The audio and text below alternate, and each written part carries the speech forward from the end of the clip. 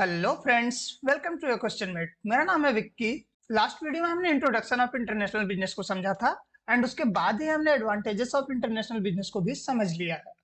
जैसा कि हमने कहा था, इसी सीरीज में आज हम जानेंगे डिसएडवांटेजेस ऑफ इंटरनेशनल बिजनेस के बारे में। अंतरराष्ट्रीय व्यापार के फायदे को हमने पिछले वीडियो में समझ लिया है, तो इस वीडियो में हम अंतरराष्ट्रीय व्यापार के नुकसान क्या हैं इसको जानेंगे। What are the disadvantages of international business?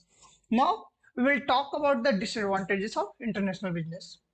अंतरराष्ट्रीय व्यापार के नुकसान में सबसे पहला पॉइंट हमने लिया है निगेटिव इकोनॉमिक इंपैक्ट, नकारात्मक आर्थिक प्रभाव। जैसा कि हम सभी जानते हैं, अंतरराष्ट्रीय व्यापार में हर किसी को ज्यादा ऑप्शन मिलते हैं और हमें जितने ऑप्शन मिलते हैं हमारी ग्रिड उतनी बढ़ती जाती है। और यही होता है, कोई देश लगातार अगर संसाधनों का इंपोर्ट करता जाए तो उसकी आर्थिक स्थिति बिल्कुल ही बिगड़ जाएगी, क्योंकि इंपोर्ट करने पे खर्चे बढ़ जाते हैं और जब खर्चे बढ़ेंगे तो आप समझ ही सकते हैं आयात करने वाले देशों की अर्थव्यवस्था इससे पीड़ित होती है। सेकेंड, हम डिसएडवांटेज ऑफ इंटरनेशनल ट्रेड समझते हैं shipping custom and duties. Shipping सीमा शुल्क और कर्तव्य।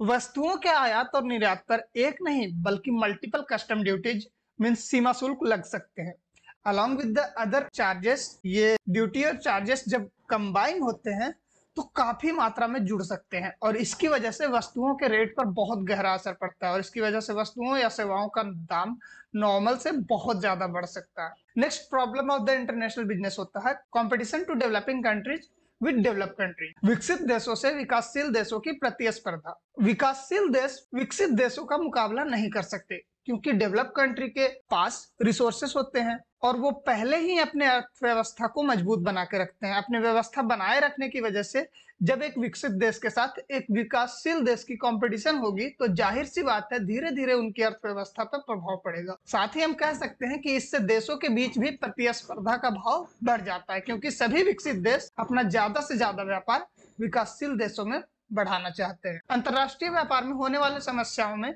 अगला पॉइंट है language barriers and cultural differences. भाषा अवरोध एवं सांस्कृतिक मतभेद। अलग अलग देशों के अलग अलग भाषाएं और सबकी अपनी संस्कृति होती है। ऐसे में अंतरराष्ट्रीय व्यापार के लिए कभी कभी लैंग्वेज एक बड़ी प्रॉब्लम बन जाती है। हालांकि आज के टेक्नोलॉजी की वजह से ये काफी आसान हो गई है, लेकिन फिर भी अभी भी हम ये नहीं कह सकते कि यह समस्या पूर्ण रूप से सॉल्व हो गई है। साथ ही सबके डिफरेंस कल्चर की वजह से कुछ संसाधनों की आवश्यकता और उपयोगिता भी कुछ स्पेशल जगहों पर ही होती है। Colonisation with economic and political dependence and exploitation. आर्थिक और राजनीतिक निर्भरता के साथ औपनिवेशीकरण एवं शोषण। With the power of business a powerful country can colonise a nation. हम सभी को भारत का इतिहास का पता है कि किस तरह ईस्ट इंडिया कंपनी ने भारत पर अपना कब्जा जमाया था और जब इंडिया ब्रिटिश की एक कॉलोनी बन गई थी। That's why this is also a disadvantage of international business कि व्यापार के साथ ही आर्थिक और राजनीतिक रूप से भी डिपेंडेंसी क्रिएट होने लगती है। साथ ही अंतरराष्ट्रीय व्यापार की वजह से समृद्ध और प्रभावशाली राष्ट्र गरीब देशों की अर्थव्यवस्था को नियंत्रित करते हैं और उनका शोषण भी करते हैं।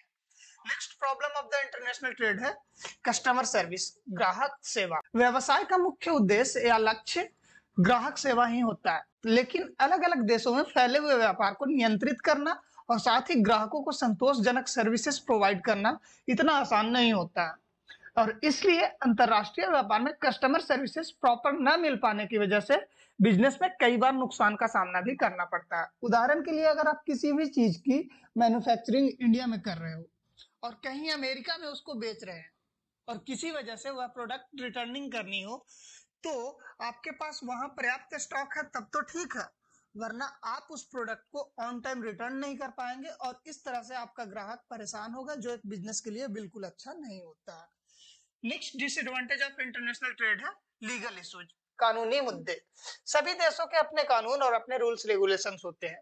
ऐसे में किसी विदेशी कंपनी को अगर किसी देश में अपना बिजनेस स्थापित करना हो तो उसे कई सारे कानूनी दस्तावेजों और प्रक्रियाओं को भी पूरा करना होता है, जिसकी वजह से कभी कभी बिजनेस को स्थापित करने में काफी परेशानियों का सामना करना पड़ता है। ऐसे ही हम अगला पॉइंट देखेंगे डंपिंग पॉलिसी। डंपिंग पॉलिसी क्या होता है? सबसे पहले हम ये जान लेते हैं, यह तब होता है जब कोई मैन्युफैक्चरर किसी फॉरेन मार्केट में एंटर करने वाली किसी आइटम की कीमत उसको उस लेवल तक कम कर देता है जो मूल देश में घरेलू ग्राहकों द्वारा भुगतान की गई कीमत से भी कम होता है। मान लीजिए कि किसी वस्तु की कीमत 10 रुपए है, उसकी मैन्युफैक्चरिंग में ही 10 रुपए लग जा रही है, लेकिन फिर भी जब वो विदेशी मार्केट में एंटर करता है तो उसको मार्केट कैप्चर करने के लिए वह उसी 10 रुपए की वस्तु को वो 5 रुपए में भी बेचेगा। तो इसे डंपिंग पॉलिसी कहते हैं, और ऐसा करके वो पूरे मार्केट पर अपना कब्जा जमा लेता है और वहां के सभी लोकल व्यवसायों को खत्म कर देता है, और इसलिए यह भी एक अंतरराष्ट्रीय व्यापार का नुकसान है। Next disadvantage of international trade है shortage of commodities in exporting countries. निर्यातक देशों में वस्तुओं की कमी। अंतरराष्ट्रीय बाजार में वस्तुओं की कीमत में काफी बड़ा अंतर होता है, जिसकी वजह से व्यापारी ज्यादा से ज्यादा फॉरेन ट्रेड में इंटरेस्ट लेते हैं, और इससे होता कुछ ऐसा है जो इन्होंने सोचा भी नहीं होता। उत्पादन से ज्यादा निर्यात करने अपने ही देश में उस चीज की कमी हो जाती है जिसको कि हमने अपने देश से बाहर बेच दिया होता है, और इसी वजह से डोमेस्टिक इंडस्ट्री पर भी निगेटिव इंपैक्ट पड़ता है क्योंकि सबको इंपोर्टेड माल चाहिए। So friends, these are some of the disadvantages of international business. अभी हमने अंतरराष्ट्रीय व्यापार के नुकसान और इसमें आने वाली परेशानियों और समस्याओं को भी समझ लिया है। अगर अब भी आपके मन में कोई डाउट हो तो कमेंट में हमें जरूर बताएं। वीडियो अच्छी लगी हो तो लाइक करें, चैनल को सब्सक्राइब करें और साथ ही शेयर करें इस टॉपिक को, ताकि सभी अंतरराष्ट्रीय व्यापार में आने वाले प्रॉब्लम्स को समझ सके। मिलते हैं नेक्स्ट वीडियो में नेक्स्ट टॉपिक के साथ। तब तक के लिए keep learning, keep growing, have a good life, make a great story of your life. Thank you.